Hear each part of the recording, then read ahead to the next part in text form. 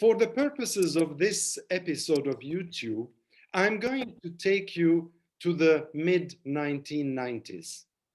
Why? Because that was when, in August 1990, the then president of Iraq, Saddam Hussein, invaded Kuwait. One consequence of that invasion, other than the chaos that it caused, was to mobilize a US-led coalition that would chase the Iraqi forces out of Kuwait, but it would also open up the doors for the first Gulf War in the region during the presidency of Bush the father. This also led to a regime of US sanctions against Iraq that pretty much lasted until 2003, when Saddam Hussein was overthrown, he fled, then he was captured, and then he died. Now, interestingly enough, those sanctions, and my viewers know that I've spoken a lot about those sanctions, in my opinion, they impacted the people more than they impacted the ruling classes, but that's by the by. So if I start with that, and then I insert myself into the picture, during this period that followed the first Gulf War, there was a huge humanitarian disaster. I was working at the time with the Middle East Council of Churches. In association with the World Council of Churches, I became quite involved with wonderful colleagues of mine in Lebanon and Cyprus with the humanitarian position in Iraq. And so I was traveling across the region, and I got to know Iraq then quite well. Now, I fast forward from the 1990s and late 1990s to 2020, where the realities are different, where Saddam Hussein is no more, where the sanctions are not stringent and are not there, but where there is a lot of chaos still today. If I look around me, I can hear about shops being attacked because they sell alcohol. I can see the popular revolutionary uprisings in places like Tahrir Square in Baghdad, like in the town of, or the city of Nasiriyah, southeast of Baghdad. I can see a US embassy drawing down on its diplomats, then bringing them up again because of the fears of what might happen to the embassy. All these things are happening. I can see fears about the ISIS sympathizers in Al-Hol camp in Syria. Would they eventually be allowed by the Kurds to come back to Iraq? What is the impact of that on Iraq? A lot is happening. And one thing that is sure was that the dictatorship, the despotic, oppressive rule of Saddam Hussein provided more law and order, even though it was by force and at the expense of the people, than some of us here in Europe think about what is happening today, when the Sunnis, between inverted commas, lost power and the Shia became the leaders in the political realm. This is basically, in a nutshell, a very, very simplified and constrained version of Iraq today. I have with me, for Intuitive Reactions, the MENA and Gulf region number 22 today, a friend. She's a virtual friend. She's not with me. I'm here in London. She's in Baghdad. She used to work in Lebanon, covering Lebanon and Syria, which in themselves are mammoth tasks, until Agence France-Presse relocated her to Baghdad, where she's now covering the situation in Baghdad. A Lebanese American, I asked Maya Gebeily once, why are you there when you can be in the United States today? And she said, I don't want to go back. I want to stay here. That is either being foolhardy or being committed. I'm sure she'll give us her own opinion. But I'm delighted that we're having this conversation. And sorry, viewers, but you know my rules, 10 minutes and it's over. And my concerns and my interest today, my curiosity, Maya, if you wish, is not so much for you to go over the political developments, whether the nitty gritty or what happened here and what happened there. People can follow that up. What I would like to do is basically for us to provide some food for thought, some seeds to be planted in the minds of policymakers, opinion shapers, think tanks who are listening to our episode so they can do their own work and their own homework. In so doing, I have one big question. I will not tell you what the small question is. It depends on how short your answer will be for this one. But in this big question, I've always said in my writings and in my conversations that two of the barometers that define a healthy or evolving nation state are the situation of numerically minority communities and of women's rights. Now, numerically minority communities, when I used to work as consultant on the Middle East with MRG in London, Minority Rights Group International, we used to basically be amazed at the number of communities that exist in Iraq. They're not only Kurds, they're not only Christians, there is a whole range of minorities in Iraq. Women also have a fundamental role to play, in my opinion, in the progress of a country. So without further ado, I'm going to say, Maya, the floor is yours for a few minutes. I'm the host, so don't let me cut you off. Please give us the wisdom of your passion, your experience, and your knowledge. Harry, thank you so much for that incredible introduction. Is it foolhardy or is it committed to be here? I think there's a little bit of both. for sure. I would hope that that my parents don't have a heart attack when they hear you say that I don't want to go back to the U.S. I think internally they knew, but to get into the subject at hand, I think you've introduced a very complicated subject in a very digestible way. So thank you for that, especially your focus on Saddam in the beginning, because one thing that I've heard so often since I've arrived to Iraq, whether it's from people who are in their 40s and 50s who were very much aware and conscious during Saddam's rule, or people who were even younger, they say we went from having one dictator and one enforcer to having many small dictators and many small gangs who are creating illiberal spaces here. So while certainly it was not a liberal society or a liberal space under Saddam, unfortunately, what the reality is for many Iraqis today is one that is concentric circles of illiberal spaces. So we'll talk about that a little bit today. I think that you've picked two, as you described them, barometers, as I was thinking of them, weather vanes, two communities that can tell us a lot about the rest of Iraq when we look at the situations that they've been living in particular when we talk about liberal spaces. And unfortunately, that concept has been on my mind a lot lately.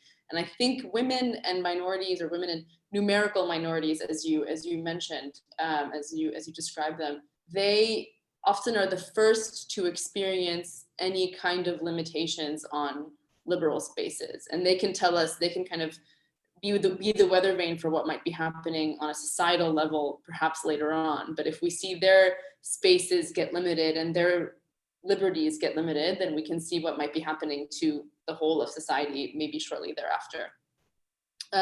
It won't be a surprise to many to hear that unfortunately both of these communities have not experienced much good news in the past couple of years, and specifically this year, I think both minorities and women have seen their engagement limited in Iraq. You have minorities who are continuing to leave. The dwindling Christian minority in Iraq and in Baghdad in particular is still leaving. I think there might be a perception that they've already gone, that they've experienced the worst, and that they're at least those numbers are stable. Unfortunately, it's not the case. I have a wonderful colleague who produced a story recently about the Christian community here in Baghdad, who was seeing their parish numbers go smaller and smaller. Even if we're talking about, let's say, ethnic minorities, not just religious minorities, if we look north to the Yazidi community in the northwest, it's true that perhaps the most violent sweep of ISIS into their homeland, but for many Yazidis, as far as they're concerned and as far as they picture it, the genocide. So they are continually displaced. They have prolonged displacement in camps. And it's very hard for them to imagine themselves as part of Iraqi society. That link was tenuous even before 2014. They were a very closed off community. And now, unfortunately, after this extremely violent act has been inflicted upon them in 2014, they have even less trust in their fellow Iraqis. We have a Sinjar agreement that may see some Yazidis go back to their hometowns, but we haven't seen it implemented enough yet. And it's really important to think about whether the political chess pieces have been put in the right places to actually allow an agreement like that to stitch together those communal ties that existed. In terms of women as well, unfortunately, like many places around the world, we saw domestic violence rates against women increase in Iraq during the confinement period. And a domestic violence law that has been talked about in Parliament for months, I believe, if not years, has yet to be enforced, has yet to be signed into law, and has yet to actually have any effect on female communities in this country. I think what's interesting is that both of these issues, the minorities, both these communities, minorities and women, were very much lifted up and brought to the forefront during last year's youth protest movement. It's not something that I think many people picked up on, but when I was in Tahrir Square last year, I saw so many youth who were writing in different Haiti languages, who were talking about Assyrian communities in Iraq, female protesters. For example, the young protesters that I would be talking to on a day when there were, let's say, a lot of people in Tahrir, they would gauge their own success based on how many young female students had come out that day and were chanting alongside them and felt unafraid to come with them. To them, that felt like, we did a great job today. Today, we created a safe space for these young women and students to come out and have freedoms, or at least, have some kind of freedom of expression that they don't normally have. So interestingly enough, that movement was a window or a platform for the two communities that you talked about. But what's really sad to see is that it has closed. As a window of opportunity, it very much has closed. There are some in the government and some even, some analysts who are continuing to speak about this protest movement as if it's something that can continue to be built off of. And I'm really disheartened and I regret to say that it's something that I don't see has the legs to stand on. It's not something that I think will be a major factor in the elections next year. It's not a community that will be able to influence, major numbers of voters to come out in whenever the parliamentary elections happen in 2021. And it's just a period of uncertainty in Iraq. So whether there's going to be additional conflict with Iran, whether the vaccine will make it in time, etc. It's just a time of uncertainty where these communities have seen their voices, they're being shouted over essentially, and they're not able to create those, the platforms that they had before. That's interesting, Maya. You made some very, very valuable and pertinent points. A couple of comments I would make. One is a comment. The other one is probably also a question, a short question. The comment I would make is, yes, I'm well aware, because of also my work, I'm well aware that when the Gulf War started, the Christian communities used to be around 800,000 to up to 1 million if you wanted to inflate the number.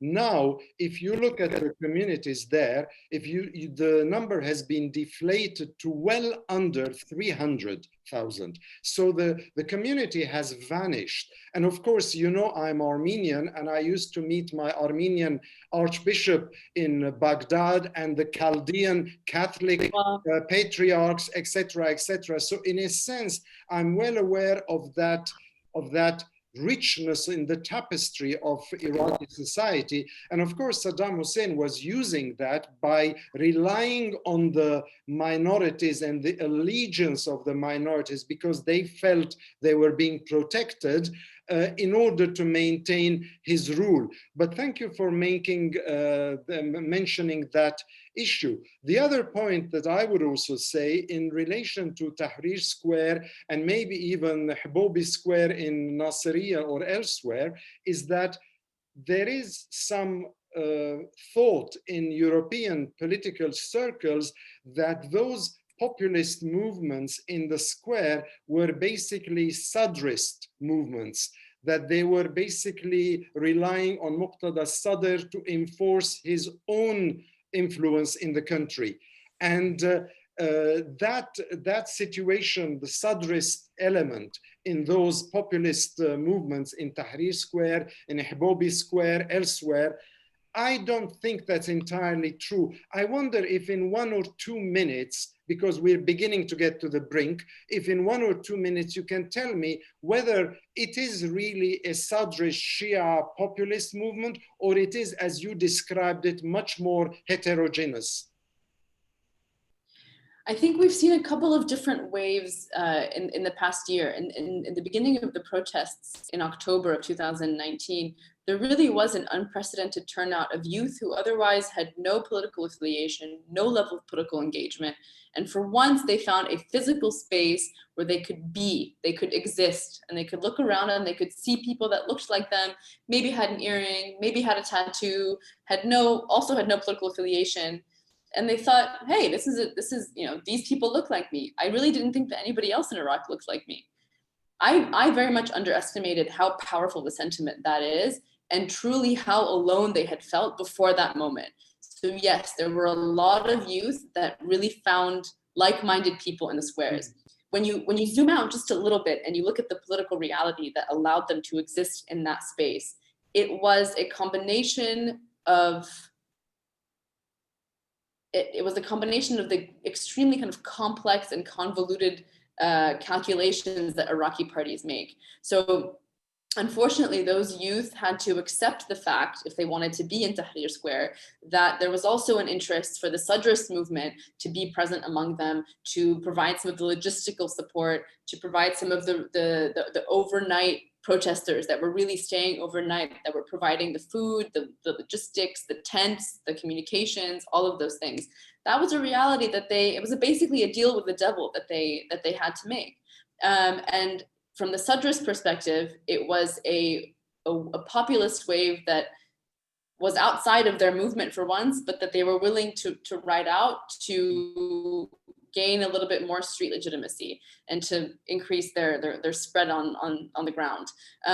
What's happened since then in January and in February is there were direct confrontations between those youth-led protesters and the Sadrists. There were some clashes, there were some stabbings, there were some physical violence in the crowds as well in Tahrir. More recently, what we saw last week in Nasiriyah is another indication or another example of a direct confrontation between Sadrist protesters, as far as our eyes on the ground, AFP's correspondents there said, and those youthful protesters. This all has to do, I would point to electoral politics. I would say the game is afoot. As soon as elections were announced earlier this year, political parties started to maneuver themselves and see how they could continue to build their street legitimacy. And this is another way in Iraq's kind of convoluted political reality that a party like Sadr's party is trying to do that. This is going to be very interesting for those people who are interested in Iraq to listen to your explanations and to the way you said it. I like that. Zoom out a little bit from Tahrir Square, and you certainly did zoom out. I've got 2 questions, Maya. Each one is a 1-sentence answer, so that we can then stop the recording. You've been there for a while now as a reporter for Agence France-Presse in Baghdad and across Iraq. From the people you've met, the stories you've covered, and by the way, I love your stories when you write them in Yahoo. I really like them. You have a way of writing that is so reader friendly. I've told you this off mic once before, and I'll tell it on mic today. So people could check your social media platforms and your articles. They would learn a lot. From your experiences, do you see hope? Elections, populist uprisings, revolutions, Shia chaos, Sunni oppression, minorities unsure of themselves, women wondering, is it post-niqab and hijab or pre-niqab and hijab? Do you see hope in 1 or 2 sentences max? I really wish I could say yes. I really wish I could say yes, but unfortunately, I see the internal conflicts between all those dynamics that you just named. All of those things contribute to those liberal spaces being shrunk down further and further. And the one thing that I will add as well is that youth themselves tell me this. Youth themselves, whether it's someone who was 25 and was protesting, or somebody who was 25 and has left and fled because of the threats that they faced, they tell me that we had a moment of hope, we had a window of opportunity, and that window has closed. So I can only do my job, which is to relay what others have told me, and that's unfortunately what I've heard so often in the past couple of months. Of course, and Maya, alas, isn't that the reality across the whole Middle East, North Africa? From your home country, Lebanon, all the way to Iraq, to Syria, to Libya, to Yemen, I can basically mention quite a few countries. Unfortunately, yes, counter-revolutionary forces have co-opted those forces, and we are where we are today. Final question. If you're really in Iraq, as you claim to be, and you are meeting people, I have a very important question for you to conclude this conversation. Have you enjoyed eating the famous maskoof fish? Hey, I've become an expert. I can tell you where to go have a maskoof and where not to have a maskoof. Listen, so thank you, my Iraqi colleague. Don't tell me where I should go. Next time when I'm fortunate enough to come to Baghdad, you invite me to a maskoof meal, because that was one of my first experiences in Iraq. Maya, thank you. Thank you. It was a pleasure indeed. And thank you very much for making the time and for talking to us on Intuitive Reactions. Thank you, Harry. Pleasure to be here.